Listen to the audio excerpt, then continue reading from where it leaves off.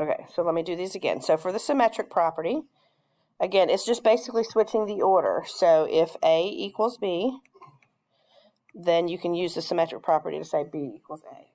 Symmetric means it's the same on either side.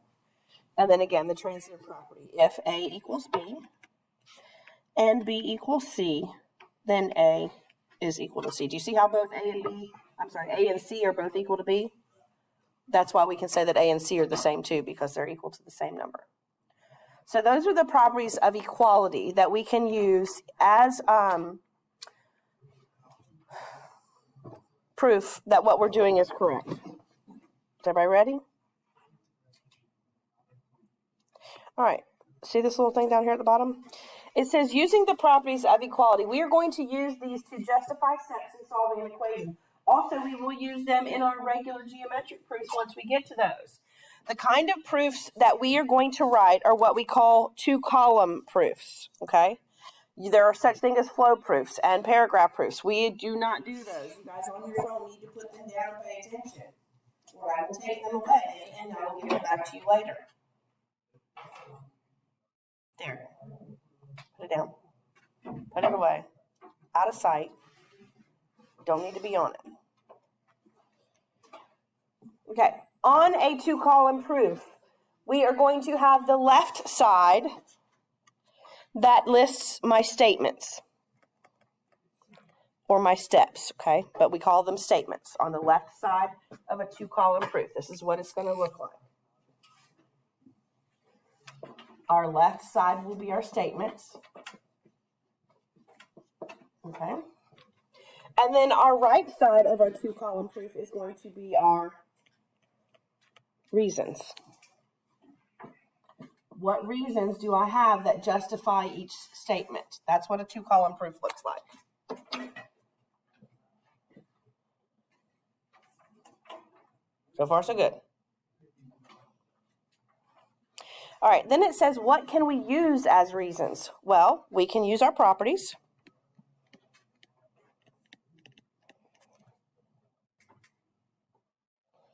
We can use definitions.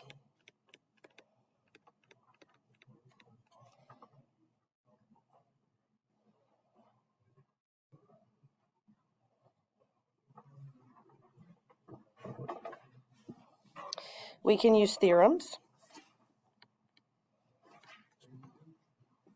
We can use properties. Those are the properties that we just discussed. We can use definitions, like we defined bisectors, segment bisectors, and able bisectors. Those are types of definitions that we can use. We can use theorems, which we have discussed. Not really yet. Okay, we will get to that. We've got a couple of them. And then also the postulates. You remember like the segment addition postulate that we discussed and the angle addition postulate?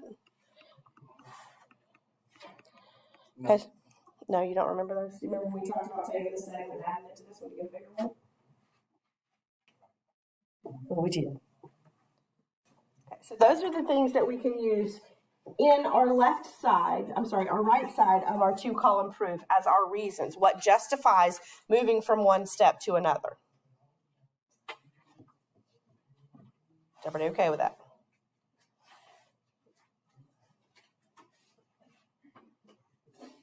All right. Got a couple people still writing, so I'm going to wait just a minute. We're going to start with algebraic proofs because we know how to solve equations, and so it's going to show us how to set these up.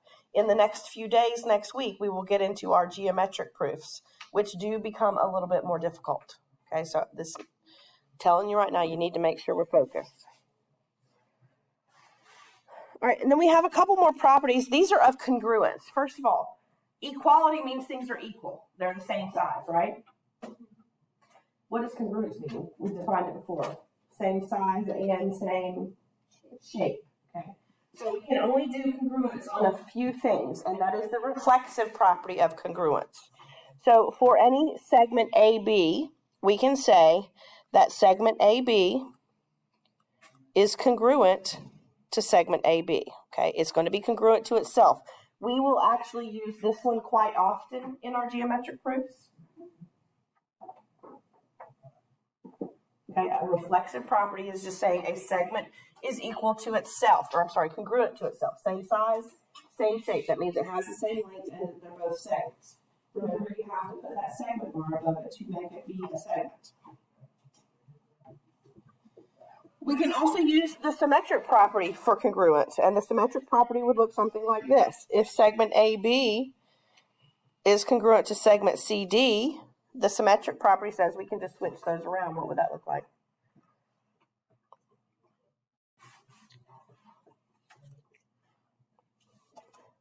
If I said segment AB is congruent to segment CD and I just switch it around, what does it look like? Yep. CD is congruent to AB, yes. You just change the order of them.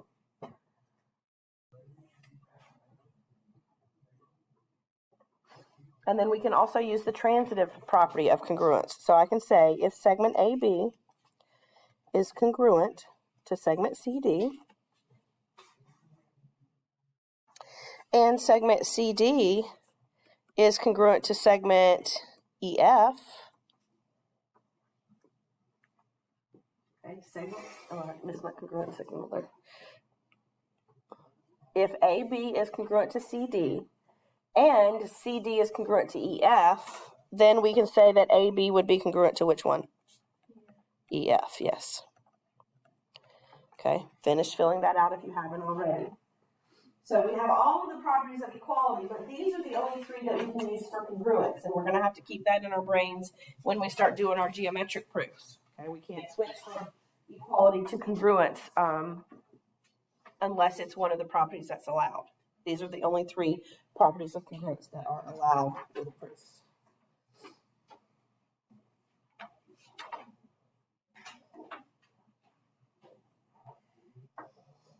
Anybody have any questions?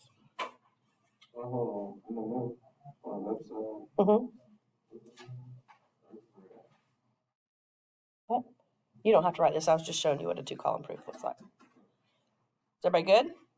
All right, let's flip it over. And we are going to start with our algebraic proofs. What is it given up there?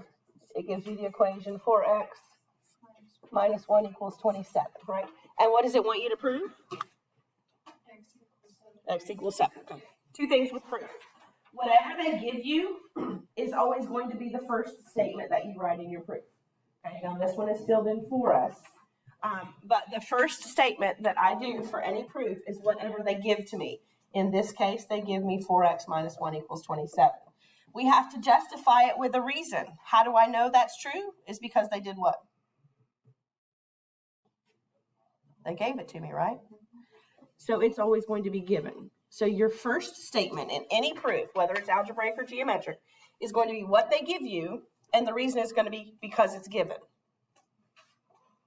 So far, so good? Okay. Now, ignore what we have up there. If you were to take and solve this equation, tell me what you would do.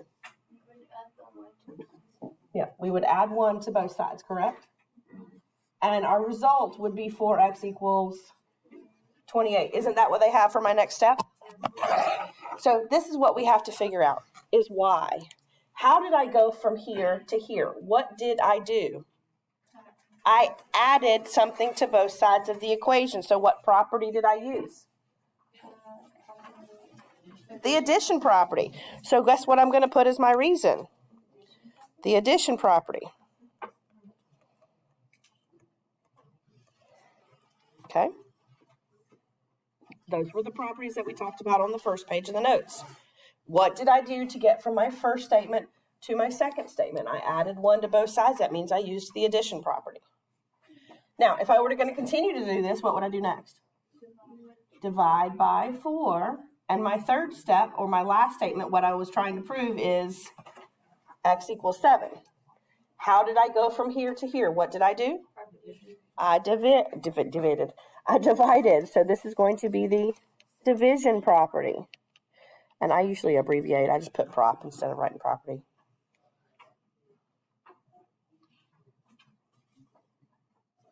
That's an algebraic proof. Does that make a little bit of sense? All right, I want you, ooh.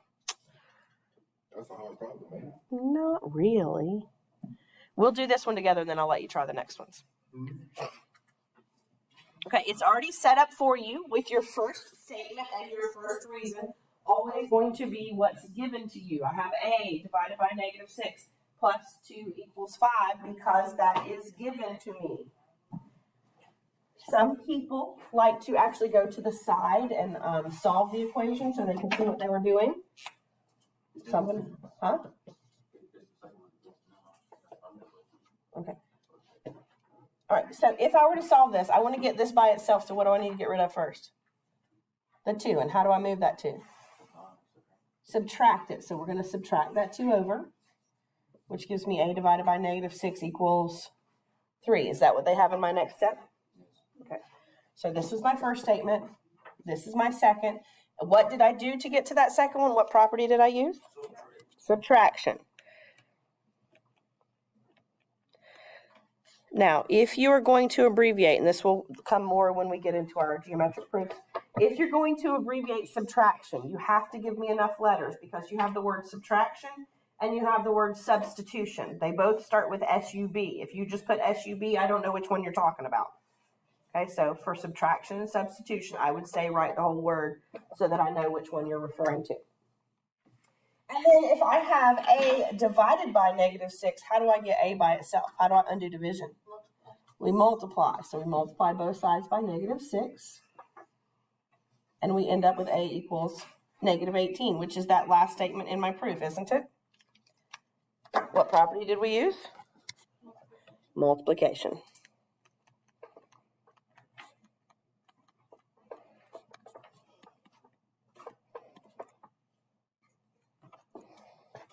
Are we okay with these? Kind of? Okay. I want you to try 3. It's got all your steps there given to you, all your statements. You just have to fill in the reason. So what you're asking yourself is, how do I go from the first step to the second step? What property did I use? We talked about addition, subtraction, multiplication, division. No. Well, yes, but no. You are multiplying, but it's this one. Technically, you are multiplying, but it's constant. How do you go from step 1 to step 2? What properties do you use? The properties are listed on the front of your page. If you're not sure, look at them. On the test, if I would have put that, would it be wrong? On the quiz, what you saying? Yeah, because multiplication just says you're multiplying both sides of the equation. You didn't multiply both sides. You just multiplied that one side. Okay? You should be paying attention. Then you just got okay, class?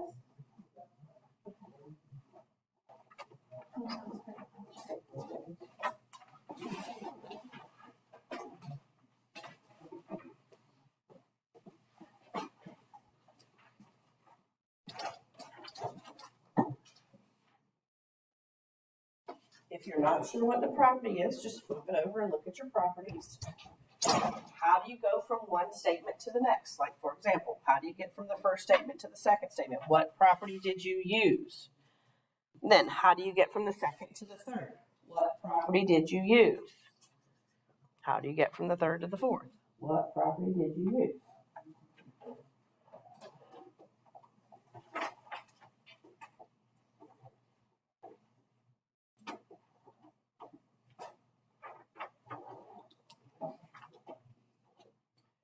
For number 3, step 1 is given to me, -9, parentheses, 2x minus 3 equals 63. That is because it's given. Now, I saw this on a couple of people's paper. When we solve this equation, we have to do this first, right? What is that called? Distributing. It is not the multiplication property, because the multiplication property says we have to multiply both sides of the equations. I didn't multiply on both sides. I only did it over here. So we have to use the distributive property for that reason.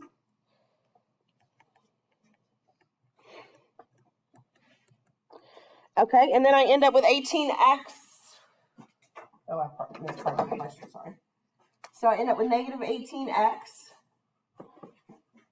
plus 27 equals 63. What do I do next to get this by itself?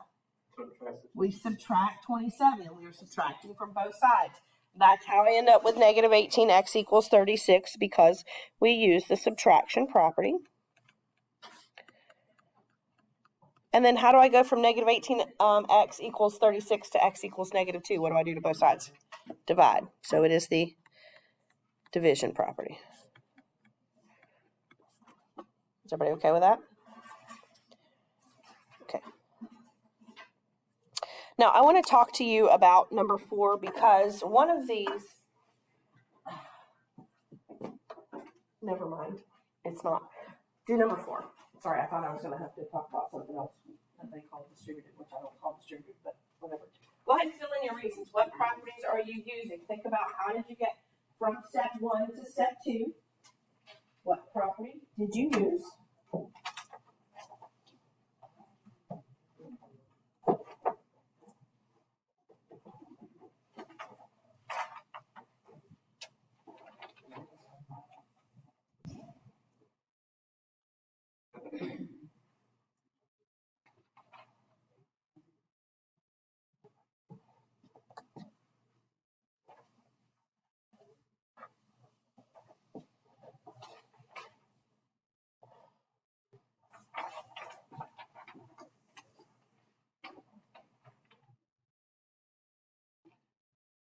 How do I go from 6x plus 7 equals 8x minus 17 to 7 equals 2x minus 17?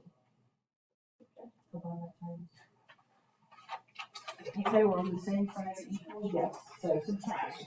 We had to subtract the 6x over to the 8x, so that is going to be the subtraction property.